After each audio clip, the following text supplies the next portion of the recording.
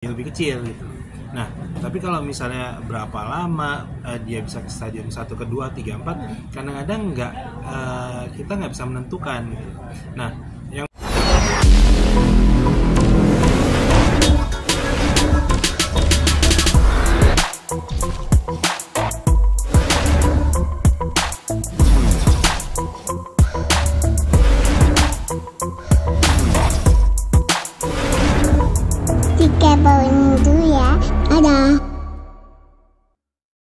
Oke, jadi sebenarnya kayak kanker itu kan adalah suatu keadaan di mana sel abnormal itu tumbuh atau timbul berlebihan gitu ya.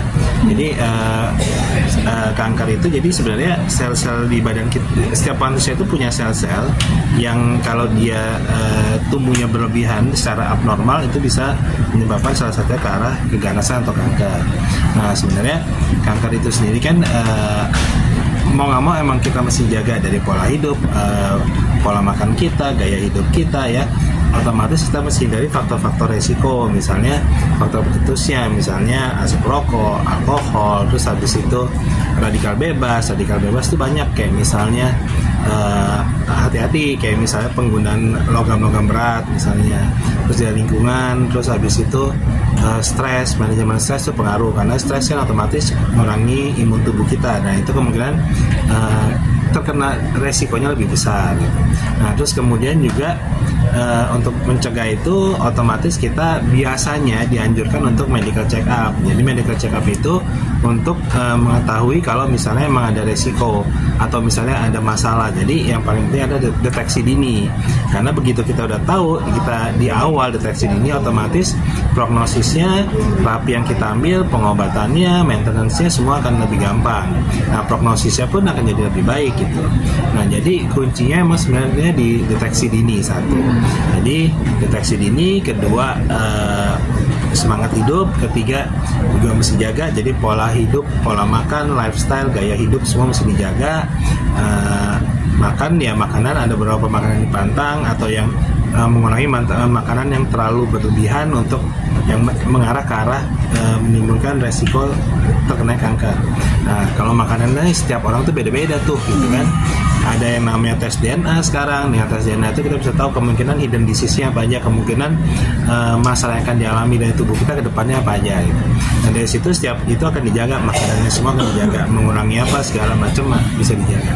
Nah, yang paling penting itu satu, deteksi dini, kedua tadi pola hidup, gaya hidup, terus habis itu ketiga manajemen stres, terus keempat ya jangan lupa ibadahnya gitu. Jadi semuanya walaupun kita usaha tetap diserahkan ke Allah yang menentukan biasanya.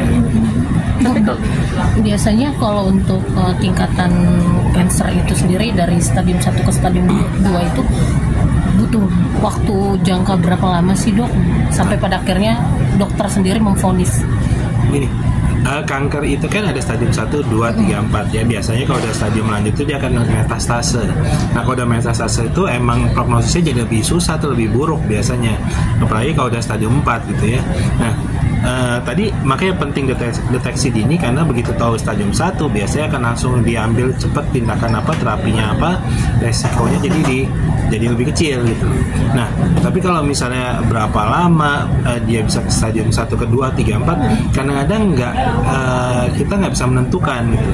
Nah, yang malah banyak kejadian nggak ada gejala, nggak ada apa-apa, begitu check up ternyata kok udah stadium 3, stadium 4, karena stadium 2 ke atas gitu. Nah, karena itu yang malah terjadi. Makanya dianjurkan tadi kita lebih mawas diri, tadi yang penting deteksi dini dengan cara medical check up. Jadi rutin aja medical check up, itu pun kalau medical check up rutin kadang-kadang bisa kecolongan juga gitu. Nah, jadi kalau menentukan stadium 1, 2, 3, 4 itu berapa lamanya setiap orang berbeda, tergantung dari kondisi si pasien sendiri, si OS, situasinya dia, lingkungan dia gimana, pola hidup dia gimana, pola makan dia gimana, manajemen stresnya gimana. Jadi itu yang menentukan biasanya. Nah, nanti begitu diketahuan misalnya ada kemungkinan resiko atau gejala misalnya ini kemungkinan keganasan, biasa dicek pemeriksaan lanjutan tuh. Pemeriksaan lanjutan tuh banyak, bisa misalnya dari lab, dari tumor marker, kemudian bisa dari CT scan, MRI atau biopsi, dan ketahuan tuh stadiumnya berapa gitu. Biasanya dok kalau kayak gitu untuk mengatasinya biar tidak aktif gitu, biasanya kan ada kan dok dibilang ini kankernya aktif atau jinak atau tidak jinak ganas gitu. atau Iya gimana Gini, tuh? jadi begitu kamu misalnya contohnya gini, begitu ketemu benjolan di kedokteran itu semua benjolan kita sebut tumor, tapi yang kaget dulu, tumor itu ada yang jinak ada yang ganas. Nah nanti bisa dilihat tumornya, oh ada tumor ada benjolan ya, nanti dilakukan pemeriksaan penunjang nih untuk menentukan ini sebenarnya jinak atau ganas. Nah begitu dicek pemeriksaan penunjang misalnya tadi dengan CT scan, dengan tumor marker, dengan MRI, terus dengan biopsi, begitu ketahuan ternyata jinak berarti ini aman gitu. Tapi begitu ternyata ada tanda-tanda keganasan, nah ini yang akan perlu diobservasi dan perlu di terapi khusus gitu. Nah jadi kalau misalnya dari jinak ke ganas bukan begitu, jadi untuk menentukan tumor itu jinak atau ganas biasanya dilakukan beberapa pemeriksaan penunjang seperti biopsi tadi, pemeriksaan penunjangnya, terus CT scan, MRI segala macam untuk menentukan. Kalau emang dia ganas ya berarti ya diterapi untuk masalah keganasannya. Tapi bisa disebutkan tapi bisa sembuhkan nggak sih, maksudnya sembuh total gitu loh untuk kanker sendiri nih? Nah gini, kan kanker itu terapinya banyak ya, misalnya apa perlu dioperasi, apa perlu kemudian lanjutannya setelah dioperasi kemoterapi, apa perlu kalau nggak selain kemoterapi misalnya radioterapi, misalnya imunoterapi, kemudian terapi hormon, terus target obat terhadap sel-sel kanker dengan menargetkan protein tertentu, kemudian ablasi, kemudian kalau misalnya udah segala hal itu dilakukan, kemudian untuk meningkatkan kualitas hidup, kemudian untuk mengurangi rasa sakit misalnya dengan terapi paliatif gitu ya. Nah jadi begitu deteksi dini kan prognosisnya lebih baik gitu kan. Nah tapi kalau udah metastase stadium lanjut biasanya itu untuk penyembuhan total itu emang prognosisnya lebih susah, maksudnya prognosisnya buruk, jadi kemungkinan sembuh totalnya lebih susah, makanya dianjurkan untuk deteksi dini supaya prognosisnya baik. Nah jadi begitu nanti udah menjalar kemana-mana, kalau udah metastase itu otomatis akan dilakukan PET scan segala untuk menentukan kan. Jadi begitu dicek dulu misalnya ada benjolan, dicek kemudian dinyatakan kalau ini kemungkinan keganasan, terus habis itu untuk mengetahui penyebarannya udah sampai kemana metastasenya, begitu lihat stadiumnya dilakukan PET scan.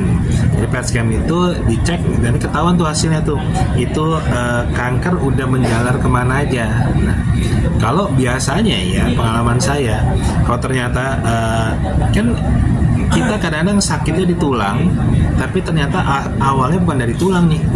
Jadi begitu dicek sakitnya di tulang, ternyata kankernya dari paru-paru misalnya. Berarti dari paru udah menjalar ke tulang, metastasenya ke tulang. Nah, kalau misalnya setahu saya, kalau dia metastasenya itu udah stadium 3, stadium 4, berarti kan dia udah multiple, udah ke banyak organ. Nah, itu untuk penyembuhannya emang agak susah gitu. Tapi kalau dibilang bisa sembuh total apa enggak, setahu saya untuk sembuh total itu emang perlu perjuangan lebih ya. Terus perlu perjuangan lebih, perlu kesabaran, terus habis itu perlu support system dari orang-orang terdekat ya. Terus juga jadi secara medis juga iya, secara rohani juga, psikologisnya supaya nggak stres, terus semangat hidup juga mesti dibantu gitu. Jadi saling kolaborasi, jadi otomatis kemungkinan diharapkan yang hasilnya jauh lebih baik gitu. Dok, kalau untuk efek dari kemo sendiri dok, biasanya kan kita tahu rambut udah pasti rontok, terus badan mengecil, kurus gitu. Kalau yang gemuk tiba-tiba jadi gini, efek dari kemo itu kan biasanya ya, karena kan itu mau nggak mau deh. Jadi ada positifnya, ada negatifnya. Biasanya di kedokteran kita ambil itu yang lebih banyak positifnya dibandingin negatifnya. Jadi emang obat atau tindakan pasti ada efek sampingnya. Cuman kalau yang mana benefitnya lebih besar kita ambil. Jadi efek sampingnya kita minimalisir biasanya. Tapi efek kemo benar. Efek kemo itu kan biasanya mual, muntah, mau makan susah, makanya badannya kurus, terus rambut rontok, terus kadang-kadang kulitnya semua seperti kebakar segala ya. Nah, kualitas hidup terganggu segala. Nah, itu macam-macam efek kemo. Nah, kalau ditanya kok bisa tiba-tiba gemuk misalnya.